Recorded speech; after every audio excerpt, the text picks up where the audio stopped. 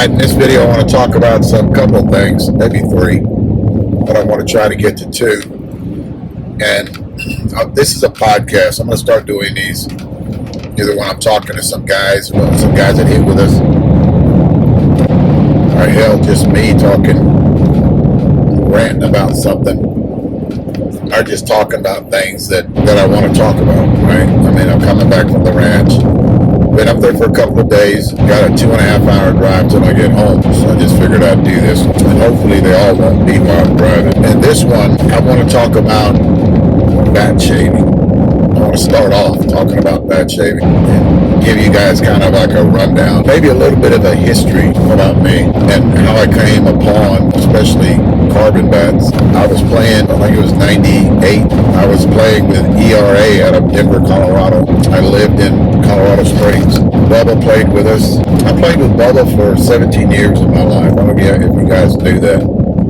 Me and Bubba played together on the same team. Not on the same team, but different teams, but together for 17 years. I don't think we ever played against each other. I never pitched against him, I don't think. Pitched against Billy. We got Bubba on his team, ERA, out of Denver.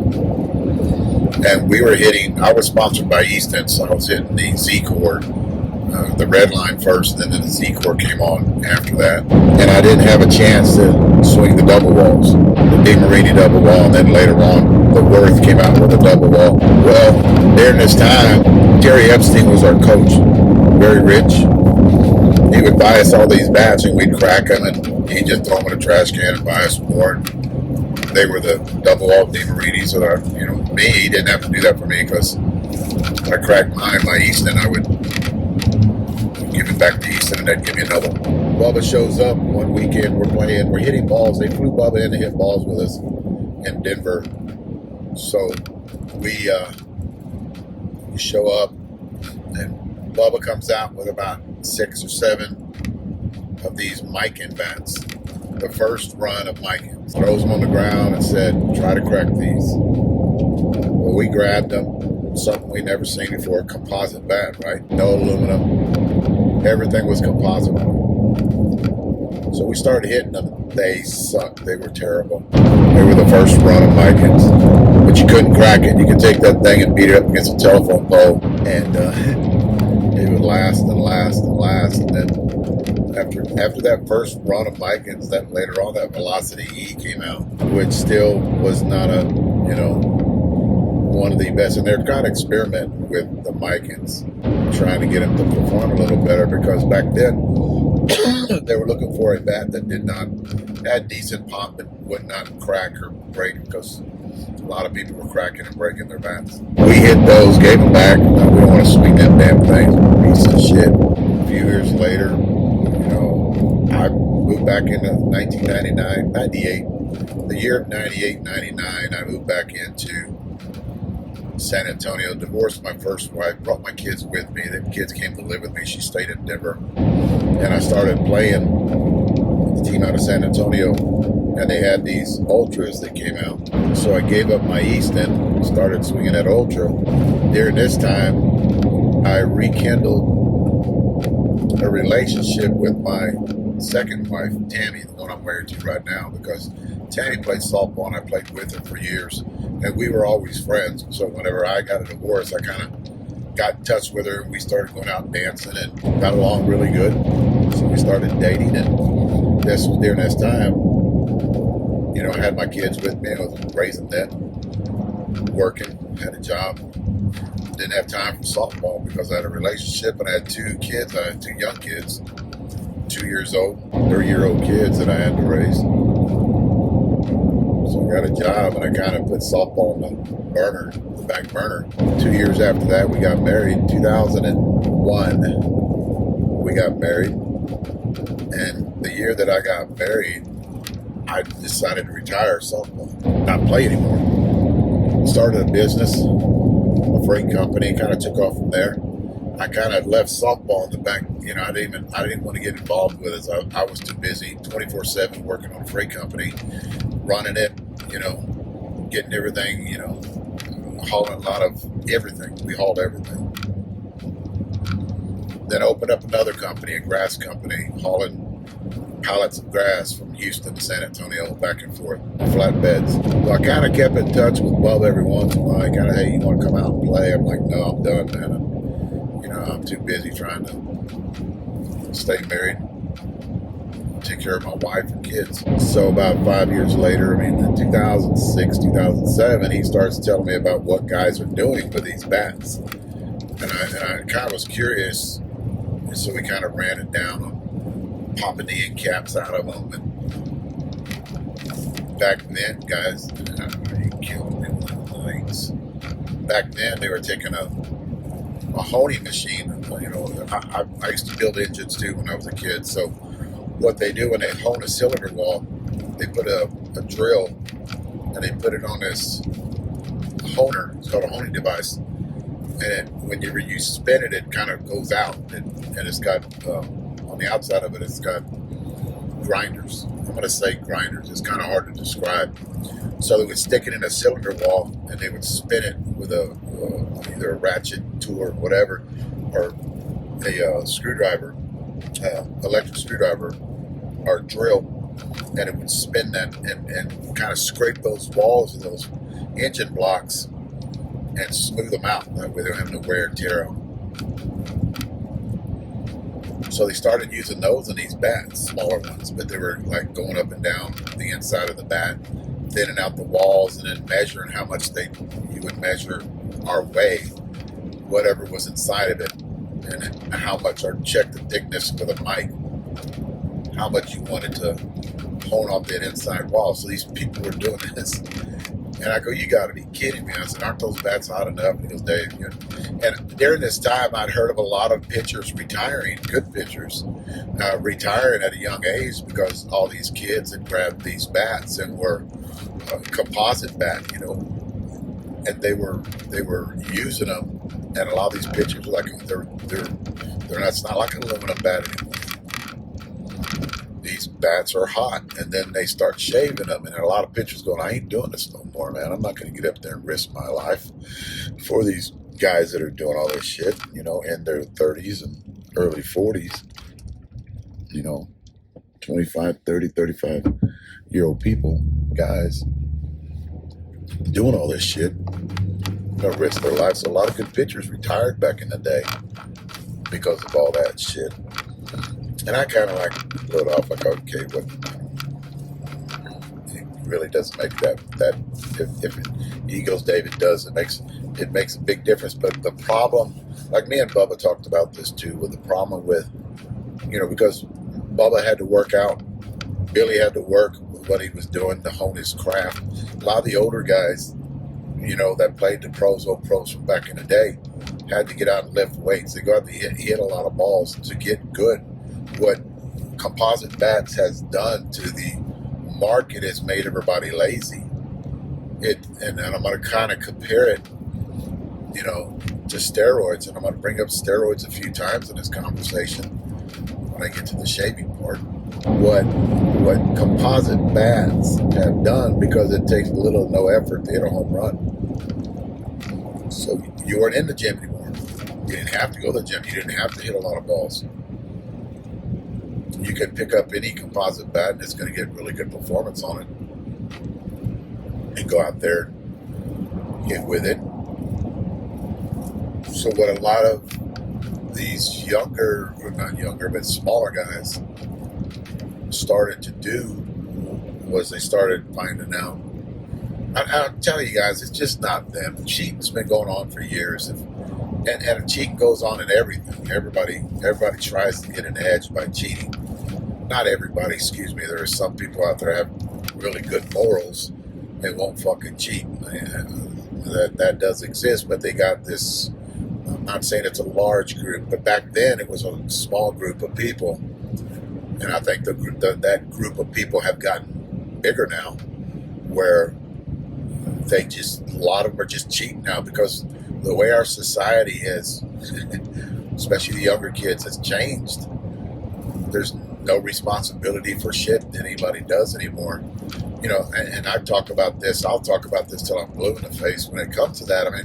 Shit ain't like it was 30, 40 years ago, where there's no repercussions to anything that anybody does. And I think that's what happens with the shaving part. And I'm kind of go everywhere here. That's what happens with the shaving part, where there's no recoil, there's no deterrent on if someone gets caught. So what our society is nowadays is people just do what the fuck they want to. I mean, look at everything, read the news, there's no, and it's not like it was 40 years. A lot of you younger kids are not going to understand this shit, but, a lot of the older guys in 55, 60, 65, 70 years old, you know what I'm talking about when I say it's just, there's no accountability for anything that anybody does. And I think this shaving shit is just going to balloon and get bigger because there's no repercussion on anything that happens nowadays. Look at the news. There's no account. Nobody gets in trouble for anything anymore. Do whatever the fuck they want. They don't care. They don't give a shit. Who's going to go after them? Who's going to go after anybody? And I think that's sad. That it's very sad because it has changed. Give you a prime example of talking about that shit was, I remember going to a club. I started going to clubs when I was 14 years old, guys. I could drive at 14. So we would go to this little dance hall outside San Antonio, a group of guys that, cowboys that rode bulls and stuff, and I hang out with them. A group of girls that we danced together, and I didn't get married till I was 35. So I was in clubs all the time, and there was this respect that we paid to people whenever they were with an attractive girl or attractive woman, where we didn't try to overstep our bounds. If there was a girl there, we always made sure that she was with somebody else, or if she was by herself. If she was by herself, then we'd go up and ask her to dance. If she was with somebody, we wouldn't even touch her. Okay, she's an attractive girl, that's it. We wouldn't stare at her. We wouldn't sit there and just like stalk her. Guys, shit has changed. To this day, I go out to clubs with my wife, and the people at the clubs have changed. My wife gets approached every time we go out and asked to dance, and I'll be standing right next to her, and I'll look at the guy and I'm like, really, Dick? Really? And he looks at me like, what? And I go, it's my wife, man. And it's like we have turned into a society, and there's a meme out there on Facebook and Instagram where there's no account. Everybody can do whatever they want to, and there's no slap in the face and quit doing that, because the day of these kids that spanking is out, right? Disciplining is out. Go stand in the corner. There's not really any repercussion on anything these kids do nowadays that later on in life, hey, I can't fucking do that. I'm going to get knocked out. Back in the day, if you did that shit, the husband or the boyfriend would knock your ass out, or there would be a fight. So you got to be getting ready to fight if you approach a girl that's with a guy. Not no more. That shit's changed. It's hard for us to go out dancing and have a good time. I've got to be on my toes every time we go out because I do have an attractive wife, but I do like to dance, so I don't want any trouble. And these drunks that are at these clubs tend to think that these Brad Pitt looking guys tend to think that they can do whatever they want to, and it's not going to get slapped in the face, or they're not going to get, hey, what's your freaking problem, guy, or anything like that. They won't. They'll be like somebody, but they don't understand where I grew up from. Southside San Antonio. You didn't do that shit, man. There was a certain type of respect, and I think a lot of these young kids have lost it. And that kind of goes into what I was talking about, where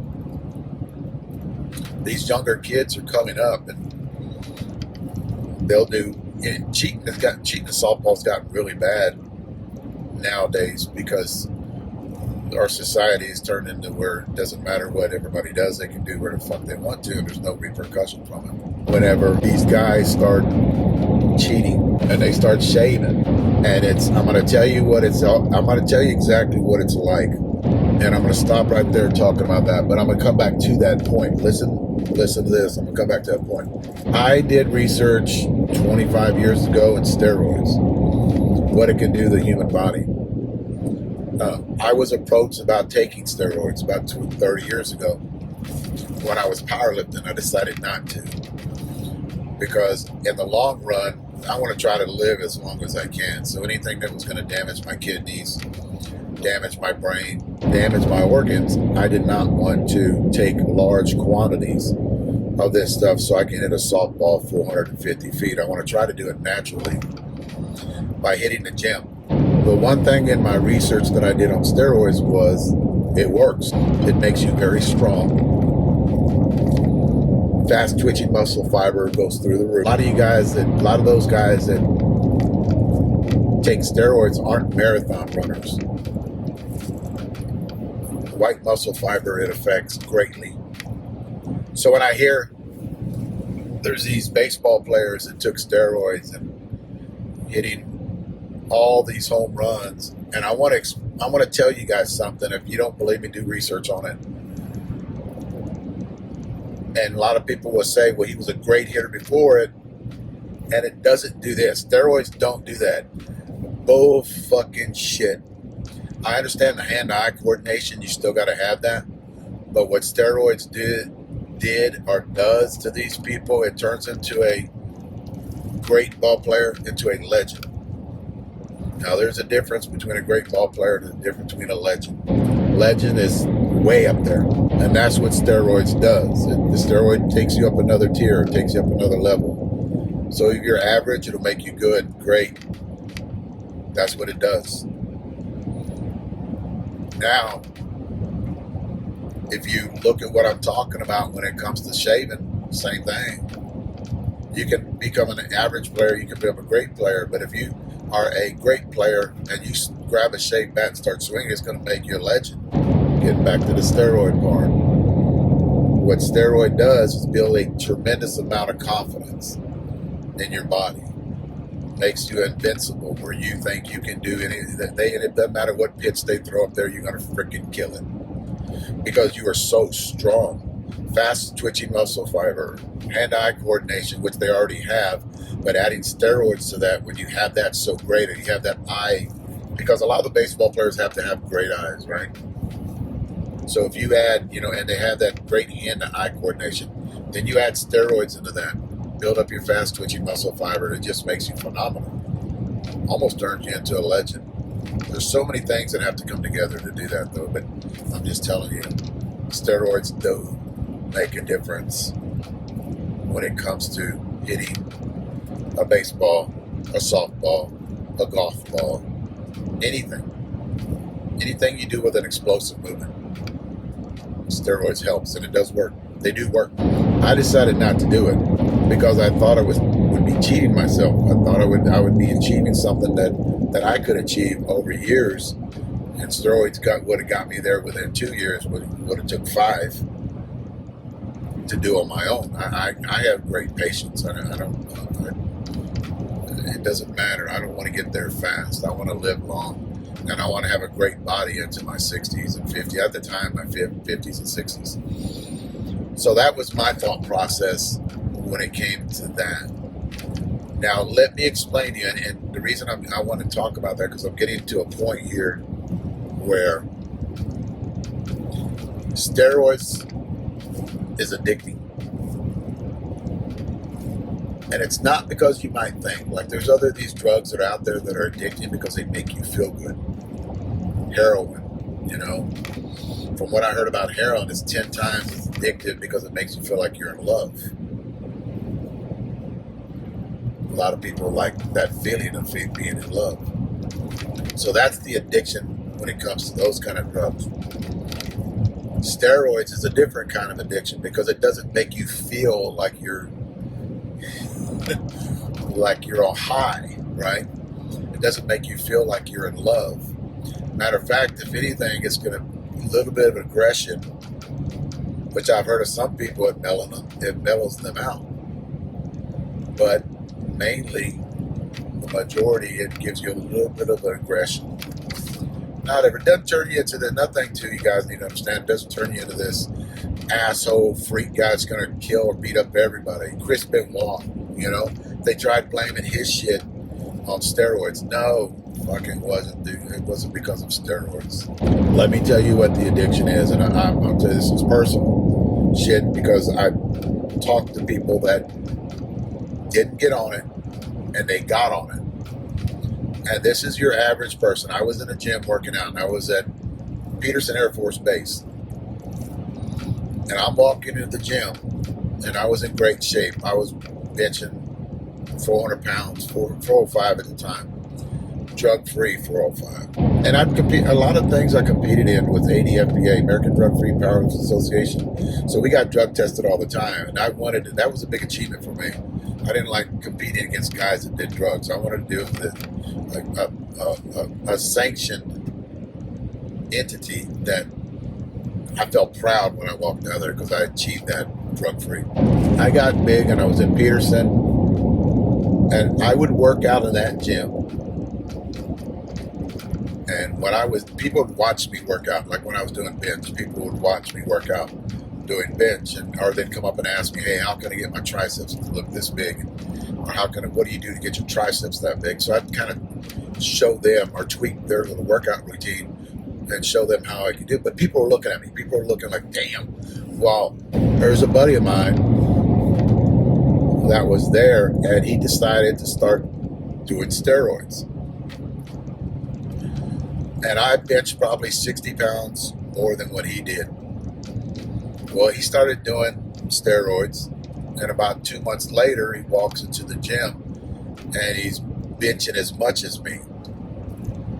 So we start working out together, and I kind of see a big difference. Like, wow, you know, shit.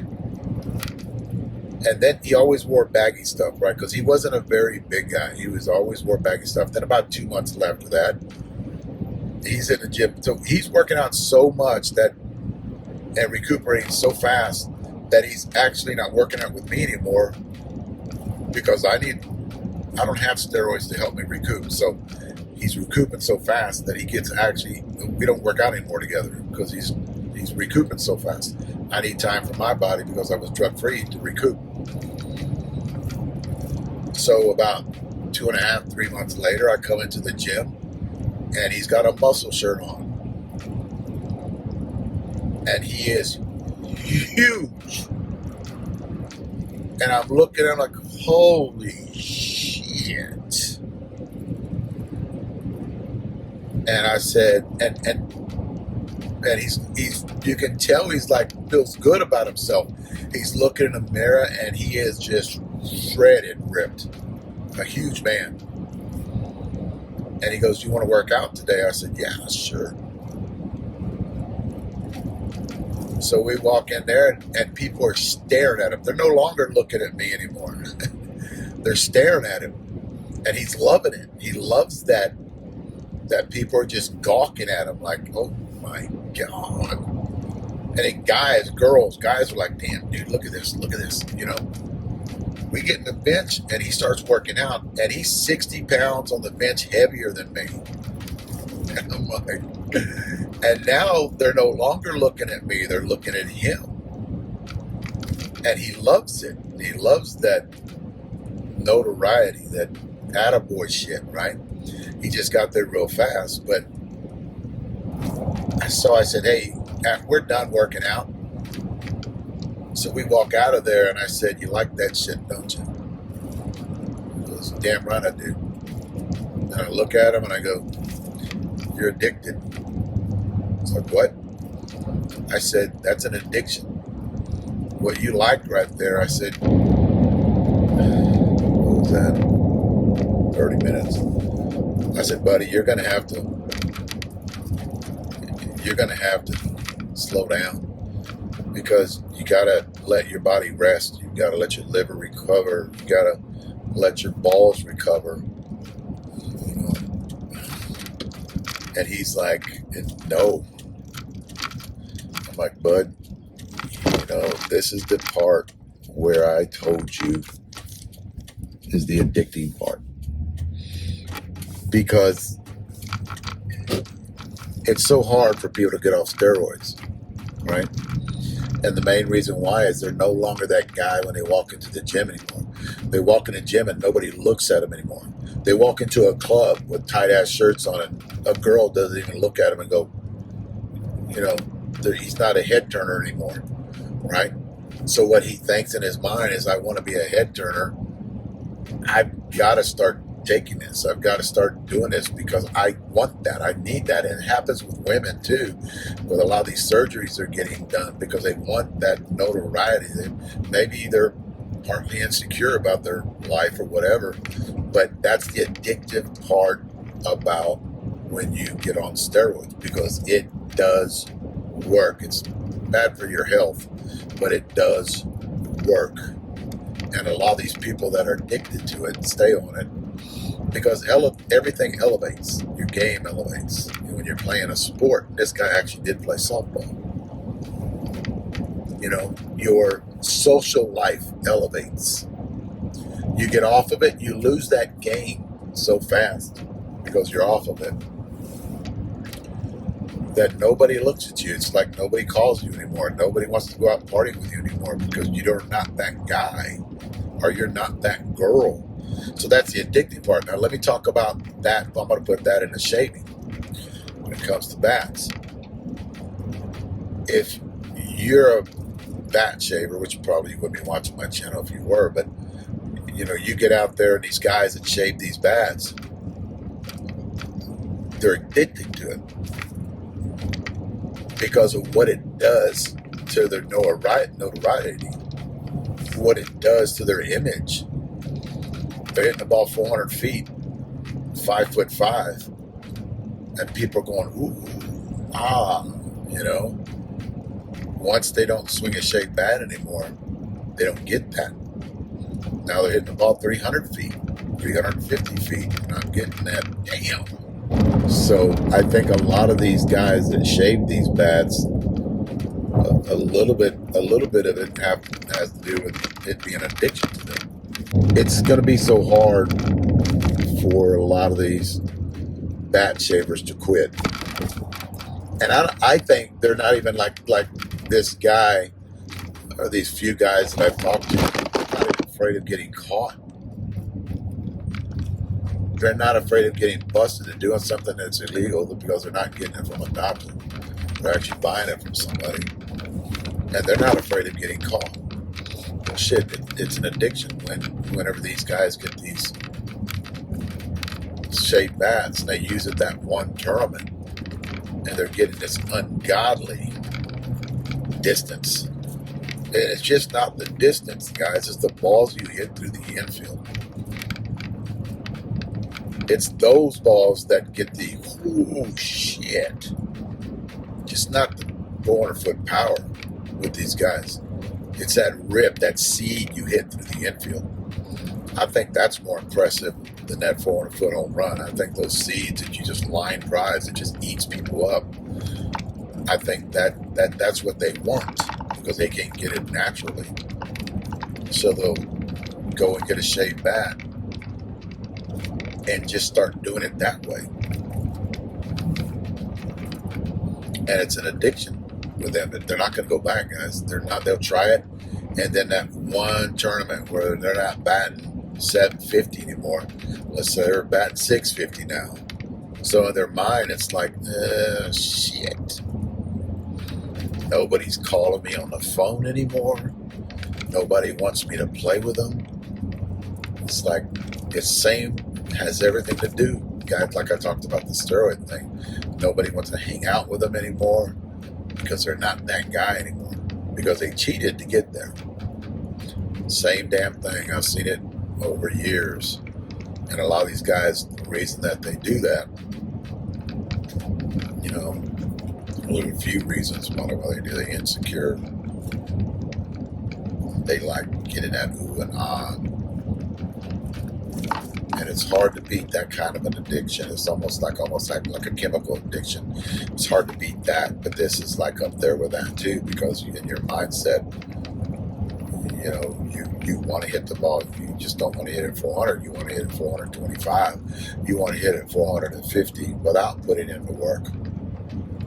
And you can achieve that by swinging a shaped bat. I've got a video coming out, guys, on that shaped bat shit, where we are swinging a shaped bat. I didn't tell the guys about it, but we are hitting a shaped bat. And I wanted to test, see what kind of performance it got on it compared to, you know, any other senior softball bat out there. So that's the one thing that I talked about shaving, or I want to talk about shaving. And you guys say, you know, I don't think there's going to be a solution for it. Not anytime soon. And the reason that I think that that's going to happen is because your bat companies are making money. If they're making money, it would have to hit their pocketbook for a boycott, maybe, but nobody's going to boycott. That's funny, but if it's not in their pocketbook, they're not going to change. I mean, they're totally not. Like you talk about a rollover end, it would be so easy for those guys to manufacture rollover ends, but they have to change the machine. It takes money to change the machine, and it's not going to happen because it's going to cost them. Maybe put a chip in there. No, put a chip in the end cap. Oh shit! You know, here's the deal too. It'd be so badass because the people who did this on the Mikens, they can actually sell an app for that chip. So let's, you know, and Miken's not thinking straight because Miken could put a chip in the end of their end cap, and then all of a sudden they program it. They do a chip, you know, an app, and they sell it for $5 or something like that. Well, shit. But here's the deal about it. It would have to be mandatory for all of them to do it, because Miken is not going to be that first one, because they want people buying their shit. They don't. Even the bat shavers, they want them buying their shit. So if they get like, oh, we're going to go ahead and announce this, and all of a sudden nobody starts buying Mikens because there's that many bat shavers out there, they're going to lose money, and somebody's going to get in trouble. Somebody's going to get fired because of that shit. Why we lose so much money? Well, I made a suggestion that we put a chip in the end so keep people from shaving back. You dumb son of a bitch, you're fired. Again. That happens more in the corporate world than you might think, guys. So they're not going to do it. They're not going to take that risk. They're already making hundreds of thousands of dollars in that position, if not million, to make decisions. And they're not going to make a decision like that because there's nothing, in their mind, there's nothing wrong. It's not as bad as you guys might think. Bullshit. It's not as bad. Bullshit, it's not as bad as, yeah, it's fucking bad, man.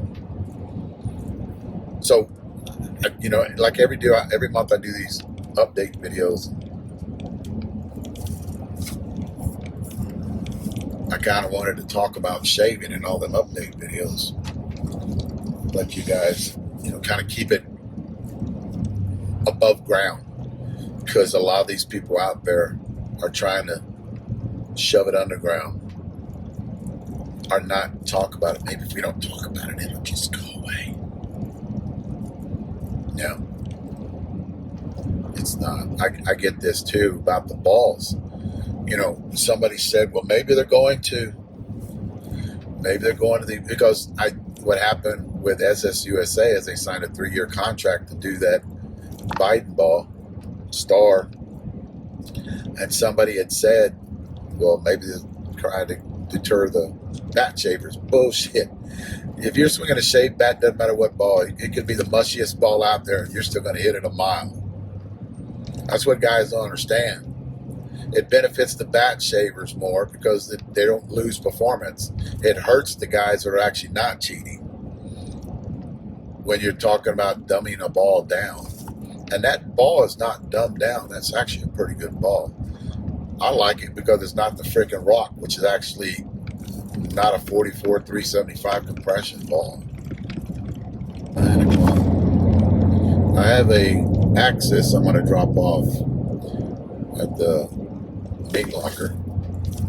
Game processing, Kerrville, Texas. I think this place closes at 10. This bat shaving, I don't know. I don't see anything happening in the near future. For one, it's not a hot topic right now.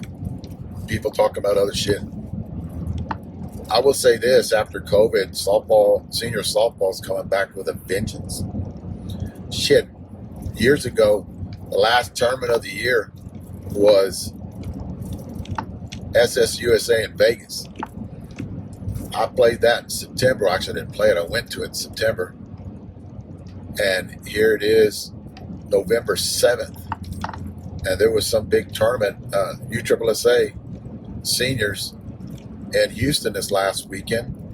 There was another tournament in Florida, I think, this last weekend. And there was like 3 or 4 tournaments before that. So there's a shitload of playing going on. I think everybody's trying to get caught up because of COVID, and I think they're going to keep doing that every year. Like, oh shit, this is pretty badass. We're going to run everything after Vegas. A lot of tournaments after Vegas. I think that's badass that you guys are doing that. Because guys want to play. I mean, they've been sitting on their ass 2 years, and everybody wants to get out and start playing again. And the weather's been actually pretty good too down here in South Texas and South Florida and California. There were teams flying in from California this last weekend and playing in Houston, League City, is that what it was? I haven't been here in a while. This is actually for the ranch owner. What he does, the place I hunt at, it's 20,000 acres in Rock Springs. And what he does is he runs hunts and he feeds all these people that come in and hunt with him or hunt at his place, their place, and he feeds them axis.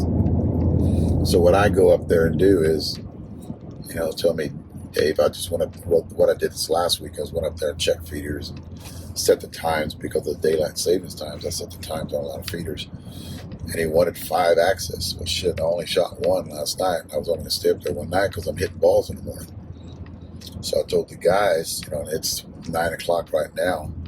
Got to drop this off, head home, load my truck for in the morning, and then at 7 o'clock, 6:30 in the morning, I got to haul ass to meet the guys because I got some guys coming in from out of town. But what he does is he gets like a bunch of backstrap and tenderized, a bunch of hamburger meat, and they feed all these hunters that come in from around the United States to hunt with him. So I think that's pretty neat. They do that. And it is deer season, so I wanted to stay open late tonight. It doesn't look like nobody's here, but I'll find out. I think there's a guy that lives in this house over here. I just gotta call him.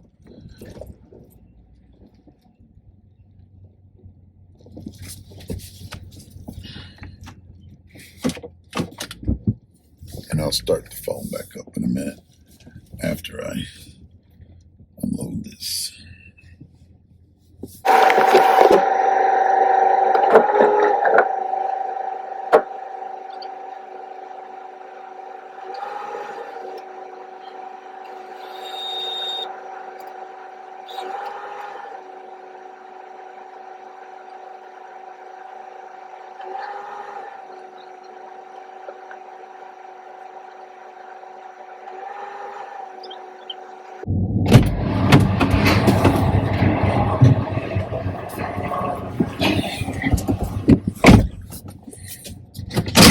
They had some big whitetail in there.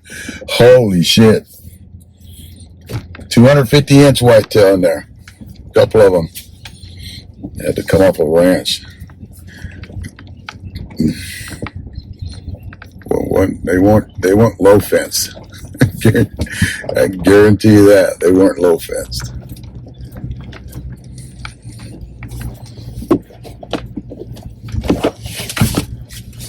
See, I like that.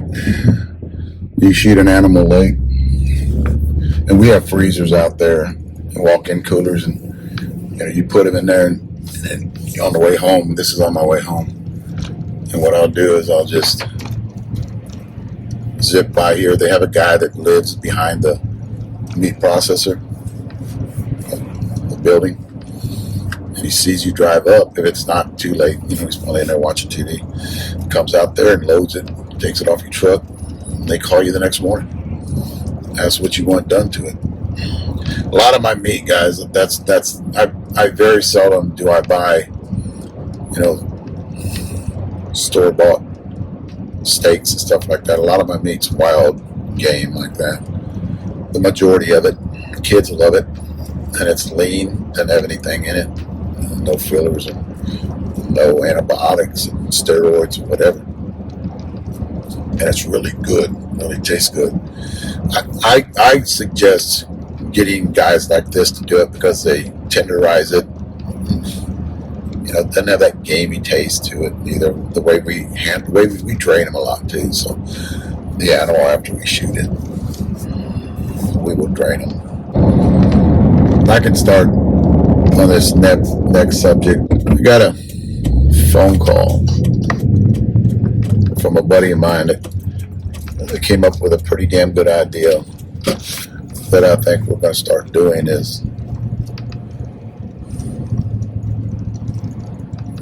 because we have, I think I went the wrong way, we have gotten a lot bigger with senior softball bat reviews. A lot of guys, let me talk about this first before I get into what I was going to talk about. But prime example, we had a guy that came out and wanted to, he came out and seen us hitting, and he just got into San Antonio. So he comes up and he goes, "Hey man, you mind if I shag balls?" And I'm like, "Okay, you want to shag balls? We want to hit." He goes, "Well, I kind of would like to hit too." And I'm like, "Well, listen, this is the problem we have because we gotta. This is what we do. It's our job." And it's just, and I know a lot of people want to hit with us, but it's just so hard because we are trying to give you guys an idea of how the bat performs, but if we have these big group of people that come out and they start kind of bending our ear. Y'all guys don't want to hear that shit. Like a prime example is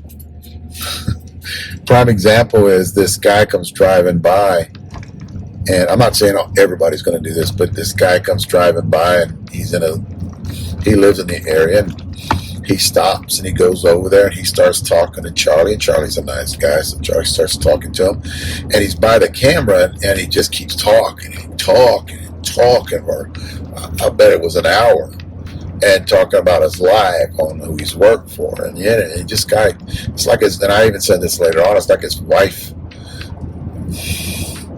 doesn't talk to him at home, or they've been married for such a long time, she's just like, I'm tired of it, go out and do something. And they're retired.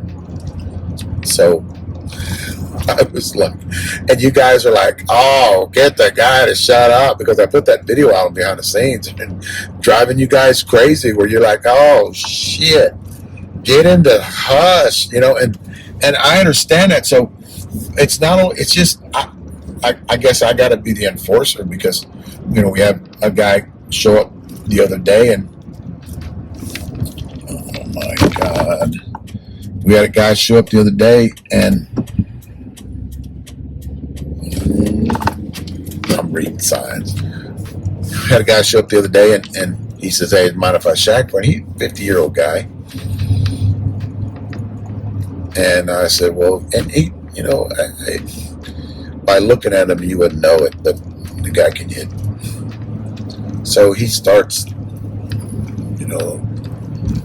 hey, I want to shag some. I said, well, this is the deal, man. We usually don't shag because I have enough balls where we'll do our first round and that's it. We're done. We don't go out and pick balls up and bring them back in. Very seldom do we do that. It just takes time to do that, and I don't want to do it, so I got to have extra balls. So he comes in to hit, and this kid just kills it. Flat out, and he's hitting my bats, because I said, hey man, if you're gonna hit with us, you got to use my stuff, and you got to do this, you got to do that. You can't talk, You can't ask questions because we're trying to talk about the performance of the bat. No, don't worry about me. Don't worry. I'm not going to do any of that. It's almost like we got to run this like a business now to actually benefit you guys. He starts killing it. So I start taking bats from him. Like, I'm limiting his swings because I don't want him to crack my shit. And he doesn't swing like me. He doesn't swing like you guys. He's a top tier. He hit him a long way. And I kind of give him a hard time in the video going, yeah, okay, I see how this shit works. You come up here, act all fucking innocent. Oh, I just want to catch some fly balls. And then once you get in, you start killing it, hitting my good balls. And I don't think we asked him back. We didn't call him back because, hey, call me back. Oh, yeah, sure. I'm gonna call you. We already have one of those guys. That's Bubba. Bubba's that guy. Can't have two Bubbas on the damn squad. But you're not going to beat Bubba's knowledge anyway. So Bubba's smart as shit when it comes to bats.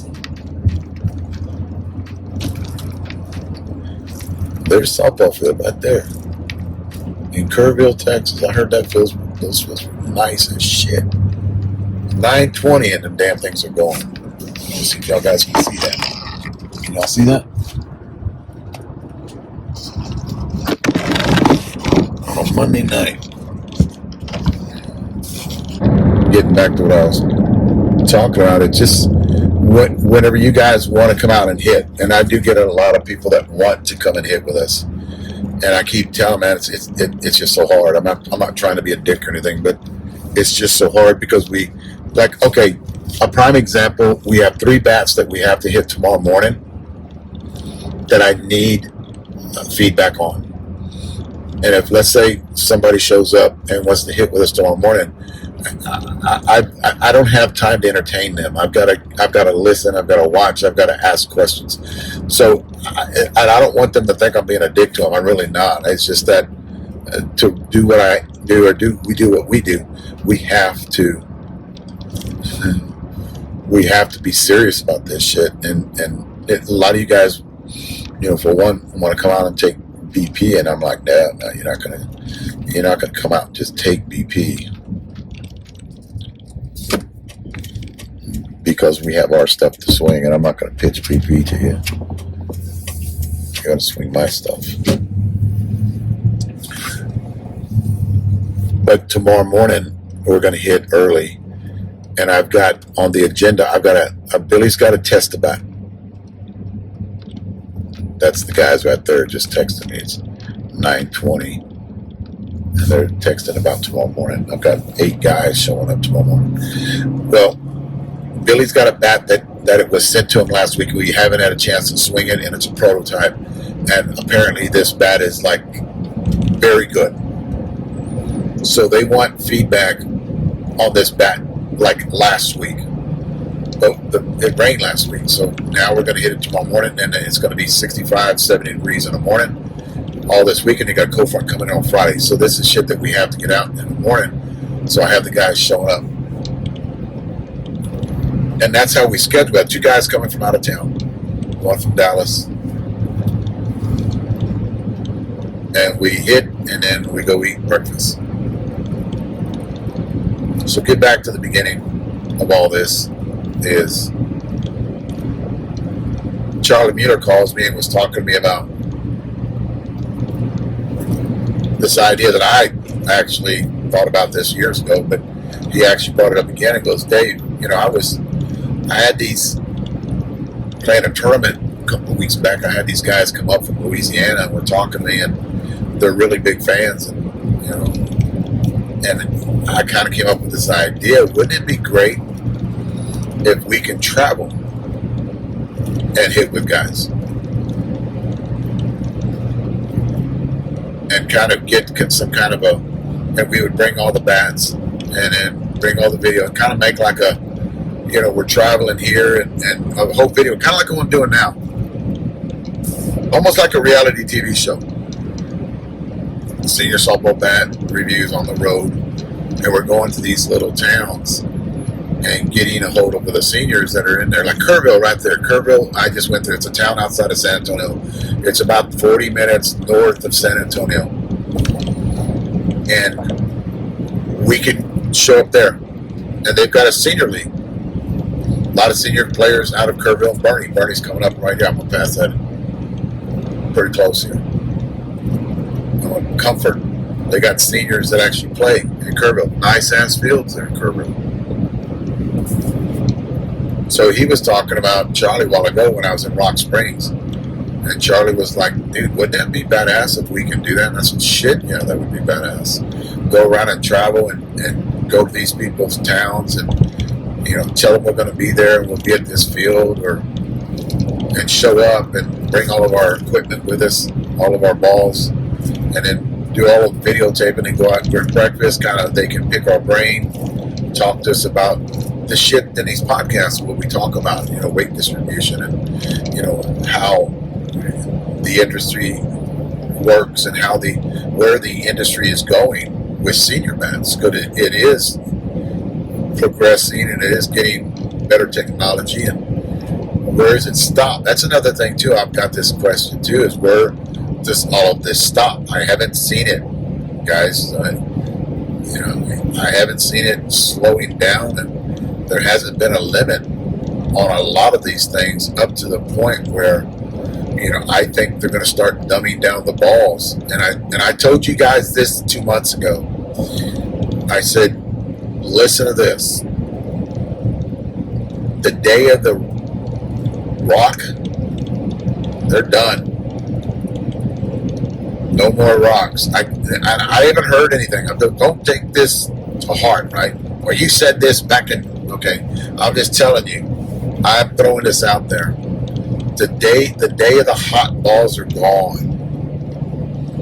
I think our technology with bats have gotten there where they're going to have to do something, and I think dumbing the ball down a little bit is what they're going to do. Because, guys, when I started doing this 13 years ago, they didn't have a lot of bats out. And the bats that they had out weren't as good as performing bats as they have now. So what happens? I mean, think about it. Remember when the Ultras came out? Remember when they had the 52 500s? You know, 52. I know a lot of you older guys swung those balls, man. So the bats started getting better performance, and what did they do? They dumped the balls down quite a bit. They couldn't have 52 500s hitting these composite bats. So they had to do something. I think what's happening now, well, there's two different things. I think insurance has a lot to do with one of them, because for one, they weren't 52 375s. They were higher compression balls than that, and they knew it. So they had to dumb them down. They had to make it right. They're even cheating. Think about it. These ball manufacturers are even cheating because they want you to buy their shit, and they know if it's hot, you're going to buy it. Nobody wants to buy a piece of shit ball. Look at that freaking Baden ball from years ago. Look at the freaking gold dot. Everybody was hitting that gold dot during the summertime. That ball was a piece of shit. Why were they hitting it? Because the only ball they could get a hold of. All the other hot balls were bought up. Ball was a piece of shit. All they got a pennies on the dollar. Clean out the warehouse. The hot ball sale. Hot bat sale.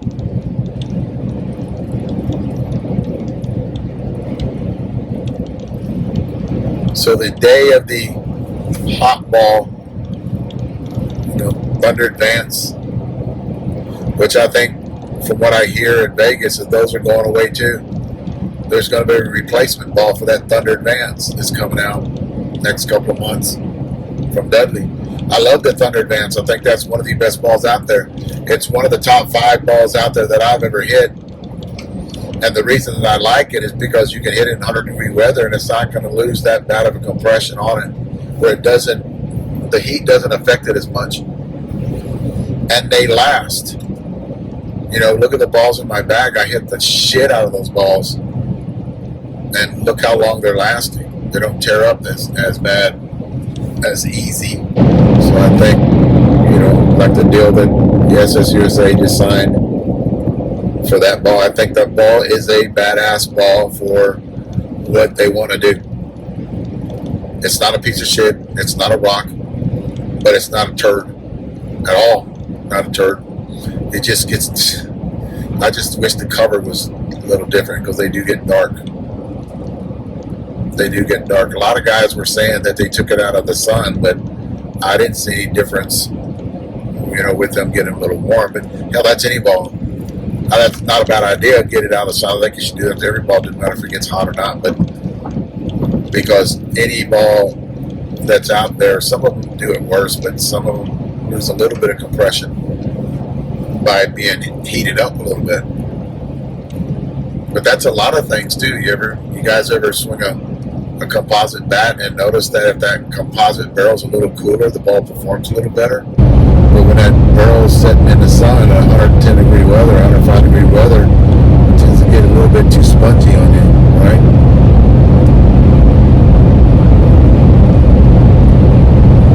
I'm done. I think I'm done talking about all this shit. I'll kind of put it together. Hopefully that's an hour.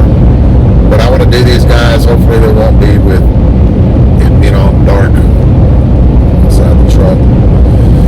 And I think talking about bringing you guys up to speed and knowledge, and that way you guys can make better decisions on what you do, where to go, to look at things, what to eat. In a lot of these podcasts, I'm picking a lot of guys' brains on how to feed the body to get through a tournament. A lot of you older guys, what workout routines to do to get a little bit of an edge over some teammates or some guys you're playing against that's in your age bracket. Thanks, guys.